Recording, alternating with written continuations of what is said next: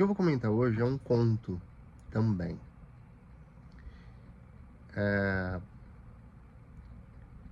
Contos podem parecer fáceis, podem parecer uma produção de menor empenho do escritor do que um romance. Bom, se a gente pensar em empenho como trabalho bruto, o romance demora mais. Porém, a narrativa que condensa, não é, um universo num texto curto é muito poderosa.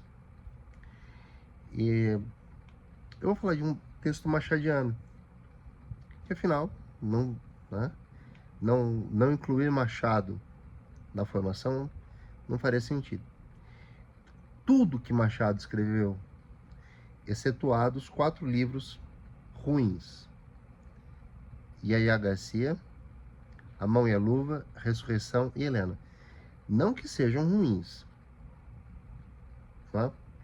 Mas porque se propunham a fazer arte literária romântica e o autor estava se traindo, embora não soubesse como nem porquê. Machado de Assis se transforma em realista quando, por volta de 1877, ele, que era funcionário público, e fazia bicos para jornais, escrevendo crítica literária, crítica de teatro, crônicas, ele recebeu uma tarefa. O editor de um jornal para o qual ele escrevia críticas literárias deu a ele O Primo Basílio, de Eça de Queiroz. E Machado já conhecia Madame Bovary, que foi o livro que iniciou o realismo literário no mundo. Então, leu e pensou, provavelmente, né? A gente dá uma teatralizada na coisa, mas tudo leva a crer que ele entendeu o que estava faltando a ele: trabalhar intertextualidade. Guardem essa palavra. O que o Eça de Queiroz fez em O Primo Basílio? Ele teve uma sacada que é muito interessante. Para que reinventar a roda? Ele pegou a arquitetura de Madame Bovary, que é uma mulher burguesa, burguesinha, bem isso aí, fútil, superficial, uma mulher cujos sonhos foram alimentados pela leitura de romances como A Dama das Camélias e outros. Então ela era uma sonhadora. Ela era de uma classe burguesa média que almejava joias, vestidos, ópera, viagens, mas não rolou. Então, embora ela tivesse uma vida confortável, faltava glamour. Emma Bovary foi assim. Ela almejava um casamento que a alçasse, né, a levasse até os píncaros, ou aos altos montes da aristocracia. E ela casou com um médico de província, um simplório, e que não jamais poderia proporcionar a ela o que ela almejava de fato. Bem, ela então se perde num sonho, num delírio de ter amantes, esperando que algum amante a resgatasse daquilo, o que não acontece. O Eça de Queiroz pega a mesma arquitetura e conta essa história em Lisboa. Lógico, acrescentando pitadas, né, portuguesas, porque a cultura francesa é diferente da cultura portuguesa. Não digo o idioma, mas o próprio modo de lidar com não é? Questões relacionadas a adultério, a insatisfação da mulher. E os portugueses são, né, um povo mais caliente, se vocês me entendem, né? Então, há cenas que são talvez até um pouco desagradáveis, mas a literatura realista é uma literatura de choque, né, de impacto, para fazer a classe burguesa perceber que, meu amigo, o que você quer da vida, né? É assim que essa coisa funciona. Enfim, Machado leu e logo em seguida ele tinha uma saúde frágil, ele tinha epilepsia. Ele tirou uma licença, ficou 9 meses afastado, né? Até o Machado, né, surfava no atestado médico. E nesse período ele escreveu Memórias Póstumas de Brás Cubas, que também foi um livro muito transformador na minha vida, mas é tão transformador que não daria um vídeo curto. Por isso eu tive que escolher um conto. Há muitos, mas eu escolhi um que é importante, que é A Teoria do Medalhão. Em A Teoria do Medalhão, um pai vai ter aquela conversa com o filho que completa 21 anos. Mas se você imaginou que era sobre filho, e aí? Já rolou? Já, né? Conheceu uma moça mais intimamente? Não. É uma conversa, sim, muito divertida, mas assustadoramente bizarra. Porque o pai explica, ele quer dizer o seguinte: olha, filho, você chegou a uma idade que agora você vai tocar a sua vida por si só. E eu, como pai, tenho que alertá-lo. Tá? Você não pode ser um medalhão. O que é um medalhão?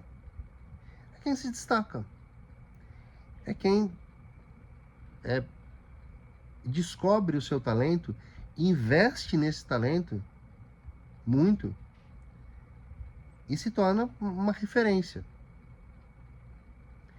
Então o pai vai dando assim diretrizes, dicas, né, conselhos para que o filho, né, ele fique naquela justa medida, sabe?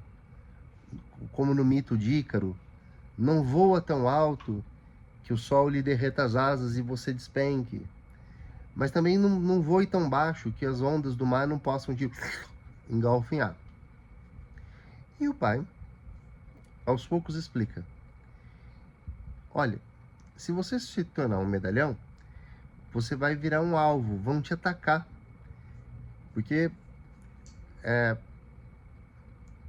para um mundo povoado por medíocres, o não medíocre se torna uma espécie de corpo estranho. Ele tem que ser destruído. E veja, isso não é novidade. Na história do mito da caverna, o homem que se liberta e vence, né, aquela dor nos olhos de sentir a luz direta, mas ele se esforça. Então ele esclarece o que é a realidade. Quando volta, em lugar de os demais aceitarem o esclarecimento que ele traz sem dor, preferem matá-lo. Porque vai dar muito trabalho entender essa coisa de esclarecimento. O mundo glorifica a mediocridade. Logicamente, não se pode generalizar nunca, mas que o mundo glorifica a mediocridade, isso é fato. Então, esse é um conto delicioso, porque Machado é ácido, ele tem um humor cáustico, sabe? Ele vai na ferida de tal forma que o leitor fica assim, não é?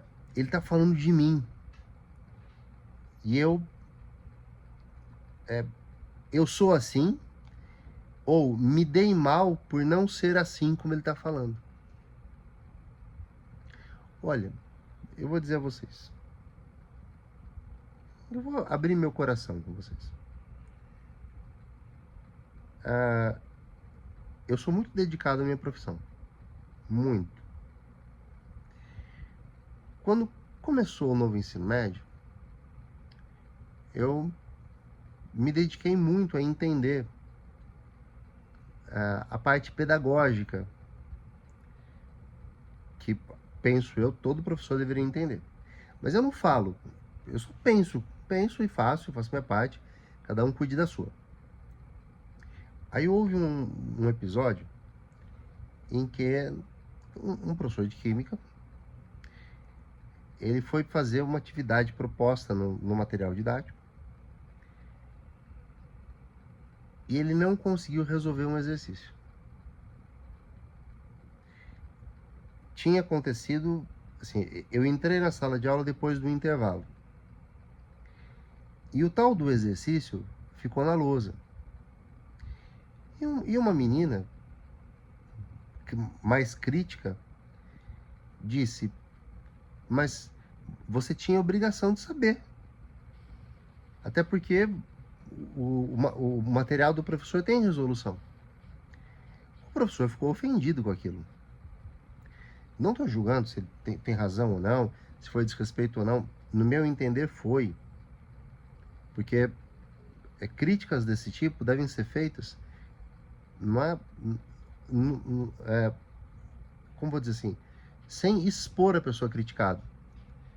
Porque há muitas razões para que um professor não saiba resolver um exercício ou não consiga naquele dia. E eu sou muito aéreo, assim. Então o que aconteceu? Eu entrei na sala de aula, eu ia fazer uma dinâmica, eu trouxe, né, as minhas coisas, e a sala gostava de mim por isso, porque eu estava pondo em prática as diretrizes pedagógicas. Aí, aquela polêmica do exercício rolando, aí um menino falou assim, Gabriel, até você resolve esse exercício. Era uma coisa de estequiometria, gente. Aí eu virei, olhei e falei, aí eu fiz o balanceamento e falei, o resultado é esse. Aí a sala bateu palmas. A coordenadora que estava acompanhando o professor, que foi assim, né? A coordenadora levou o professor até lá, para a sala pedir desculpas para ele. E a sala não queria pedir. E enquanto isso rolava, eu estava lá preparando a minha dinâmica. Não era uma dinâmica, era uma atividade pensada, preparada para aquilo. E quando me chamaram, eu realmente eu tinha ido para o meu mundo de Nárnia fazer minhas coisas, e quando eles pediram para eu resolver, eu não tinha noção. Eu fui ter essa noção quando o coordenador me chamou para conversar. Aí, eu terminei minha aula, eu ia embora, eu tinha que picar o cartão, né? Lá se picava cartão mesmo, não era digitalzinha não. Aí eu tinha lá um recado, vá conversar com a coordenadora. Entrei na sala, ela falou, olha, não gostei do que você fez hoje. Eu falei, mas por quê? Ela disse, você humilhou o seu colega. Eu falei, eu? Por quê? Ela falou, os alunos lá o criticando por não ter conseguido resolver o exercício, e você que não é professor de química foi e resolveu. Eu falei, gente, mas eles pediram. Ela disse, fica na sua. A frase foi essa, fica na sua. Eu falei, tá bom. Eu falei, olha, eu vou até pedir desculpas pro colega, mas eu realmente, eu tava tão envolvido em preparar o que eu ia fazer, né? Mas foi um desses momentos que me lembrou esse conto, Teoria do Medalhão. Esse eu acho que ele está no domínio público. Vou pôr aqui para vocês lerem. Não é longo, é divertido. Mas entendam o seguinte: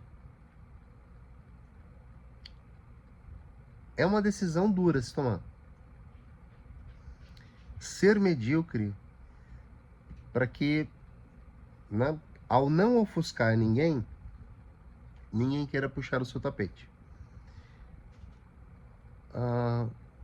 Eu não sei que conselho eu daria. Mas eu abri o quadro e mostrei para vocês. Para vocês decidam. Ok? Espero que seja edificante e que ajude a moldar a pessoa que vocês serão.